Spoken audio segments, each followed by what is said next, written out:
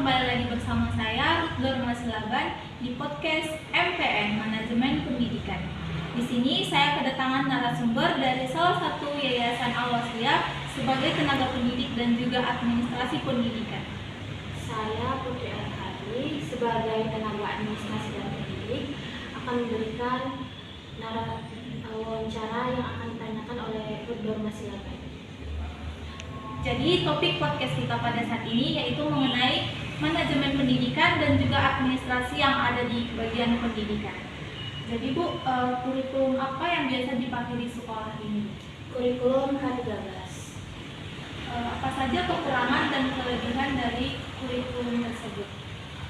Kalau dari segi kelebihannya mungkin mereka materinya lebih mendalam daripada sebelumnya. Tapi kalau kekurangannya untuk sekolah sendiri yaitu fasilitas dan medianya belum tersedia. Berarti fasilitas dan media itu sangat berpengaruh untuk peningkatan kurikulum tersebut ya Bu. Apakah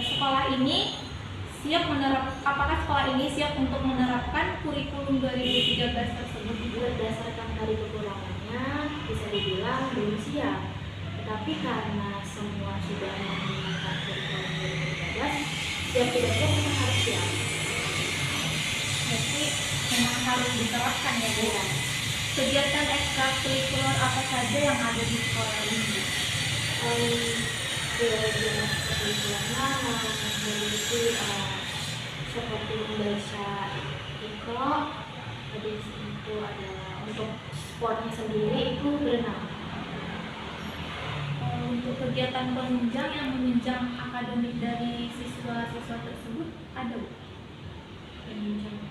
Sebenarnya kami juga menyediakan untuk lomba-lomba, kan ada lomba sains. Jika ada lomba sains, kami memberikan pelajaran tambahan dan ekstrakurikuler untuk akademik tersebut. Berarti ada ya Bu. Untuk jadwal kerja di sekolah ini berapa hari Bu jadwal kerja bagi tenaga pendidikan? Dari pagi jam 8 sampai jam 12. Untuk pendekatan manajemen di sekolah ini atau untuk pendidikan bagaimana ya Bu untuk menghadapi semisal ada masalah dalam manajemen pendidikannya? Dengan memfasilitasi dan memberikan penyuluhan sosialisasi kepada apa masalah yang didapat dari permasalahan tersebut. Lalu untuk proses pengembangan kurikulum dapat dioptimalkan untuk mencapai hasil pembelajaran yang optimal itu seperti apa? Upaya yang harus dilakukan. Upaya apa untuk mengoptimalkan? Iya, mengoptimalkan pengembangan kurikulum itu Dengan cara mengevaluasi apakah visi dan misi, kan administrasi, visi dan misi telah tercapai.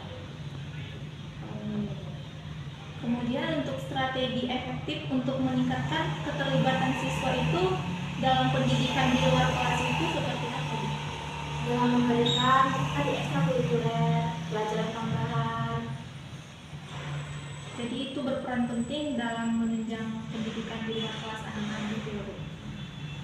Kemudian bagaimana mendukung kesejahteraan mental siswa ataupun staf tenaga kerja dalam manajemen pendidikan itu? Dengan memberikan motivasi, dengan memberikan penyuluhan terhadap guru tersebut agar mereka bisa lebih siap dalam menghadapi seperti yang kita bilang mengenal pembelian dan segala macam permasalahan Yang sekarang lagi marak-maraknya ya Bu, perundungan. Apa saja tantangan utama dalam implementasi kebijakan pendidikan ataupun cara mengatasinya? Implementasinya,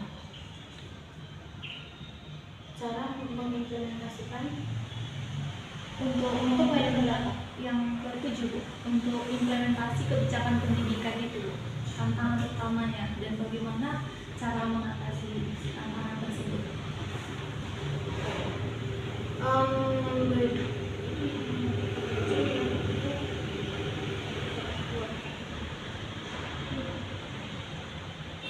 dengan media program pendidikan selalu tidak sejalan sama yang tidak memadai karena tidak memadai. Kekurangan kan? Tantangan dalam manajemen pendidikan tersebut. Sarana yang tidak memadai sehingga implementasi tadi tidak bisa tercapai. Penerapannya tidak optimal. Lalu bagaimana lembaga pendidikan dapat mempromosikan keberagaman dalam lingkungan belajar? Untuk sekolah ini sendiri karena namanya seperti agama, tetapi luarnya itu tidak agama. Dengan cara itu kita memberikan siswa itu dan guru-guru yang tidak beragama memberikan kesempatan untuk belajar di depan kami dan mengajar di depan kami. Terbuka untuk umum. Apa dampak positif dari keterlibatan orang tua dalam manajemen pendidikan anak-anak mereka itu? Membantu agar materi pendidikan dan visi-misi kami tersampaikan tidak hanya di sekolah tapi di Kemudian bagaimana teknologi pembelajaran dapat disesuaikan dengan gaya belajar yang berbeda untuk mendukung diversifikasi pengajaran?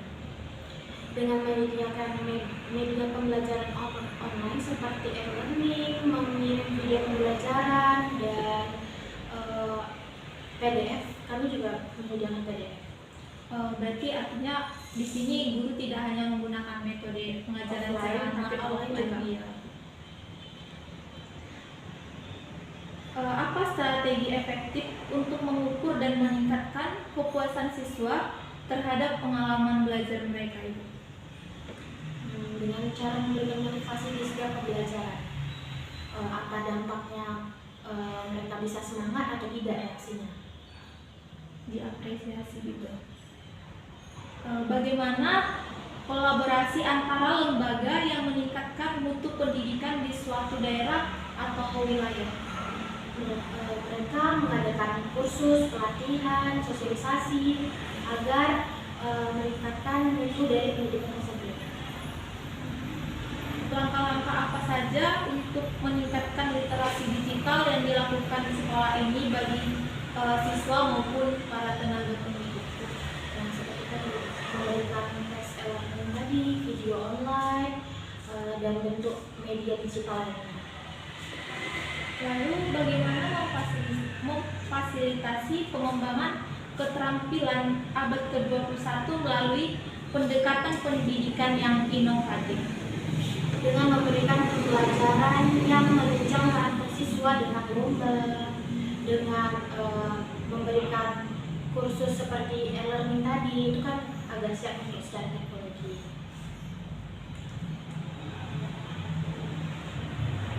Apa peran etika dalam membuat keputusan manajemen pendidikan yang lebih signifikan? Lebih signifikan berarti memberikan proses berjalan sesuai dengan integrasi, kejujuran, dan tanggung jawab. Lalu sejauh ini bagaimana mengidentifikasi atau mengatasi disparitas dalam akses pendidikan di komunitas yang beragam? Dengan cara memberikan sosialisasi dan penyuluhan terhadap masalah tersebut. Untuk upaya terbaik untuk membangun ataupun memelihara hubungan positif antara lembaga pendidikan dengan lingkungan sekitar itu seperti apa, Bu? Membuat peragaan yang diselenggarakan sekolah dan memberitahu kepada lingkungan sekitar, mengikuti galeri-galeri yang diadakan kecamatan dari lembaga lainnya. Sejauh ini bagaimana persiapan para pendidik untuk menghadapi perubahan di masa yang akan datang? Sejauh ini mereka sudah siap karena sudah dibekali dengan sosialisasi dan penyuluhan dan kursus-kursus yang memadai agar adanya perubahan dari materi tersebut. Lalu bagaimana peran seorang kepala sekolah dalam mengelola manajemen pendidikan dan administrasi kesiswaan di lingkungan sekolah? Dengan cara mengawasi, memberikan motivasi, dan memfasilitasi.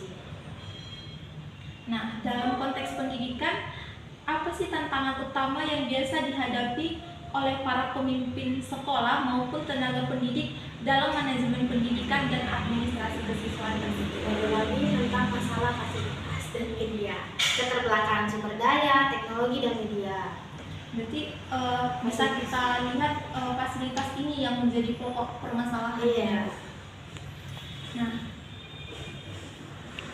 bagaimana strategi efektif untuk meningkatkan kualitas pendidikan melalui manajemen yang baik dan administrasi kesiswaan yang efisien, Bu? Dengan cara mengatur kegiatan berjalan lancar,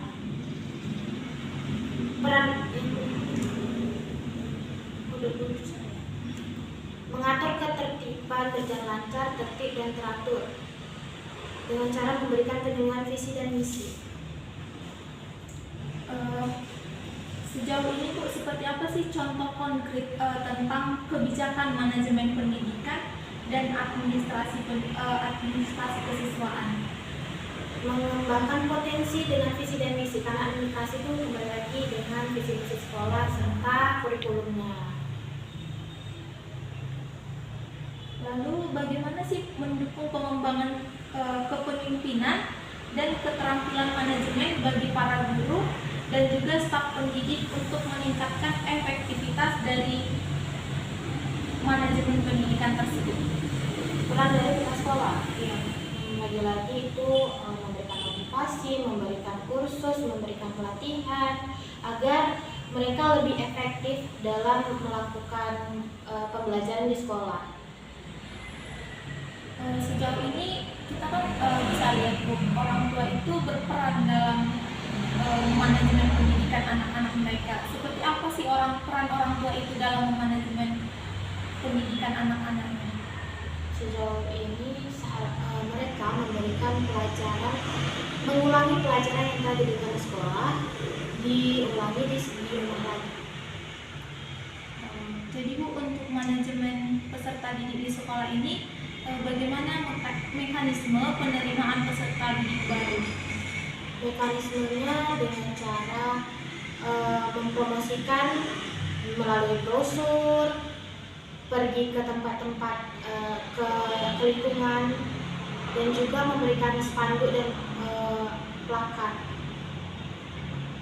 Kalau untuk ini, Bu, mempromosikan lewat media sosial ada juga, Ibu? Ada. Itu secara online. Kalau untuk mekanisme pembagian seragam di sekolah itu seperti apa, ya? Mekanismenya karena itu sebenarnya berhubungan dengan siswa baru. Kami memberikan untuk promosi, memberikan seragam baru berupa alat tulis, baju sekolah, serta perlengkapan sekolah. Dengan cara ketika mereka masuk dan mendaftar, kita memberikannya secara langsung. Berarti manajemen peserta didik ini juga dapat meningkatkan mutu pendidikan yang ada di sekolah.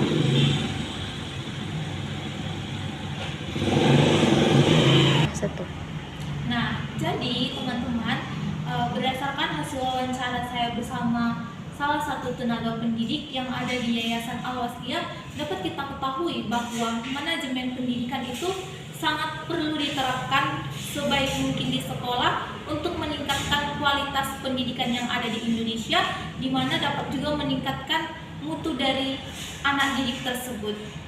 Sampai jumpa kembali di podcast berikutnya. Selamat menyaksikan.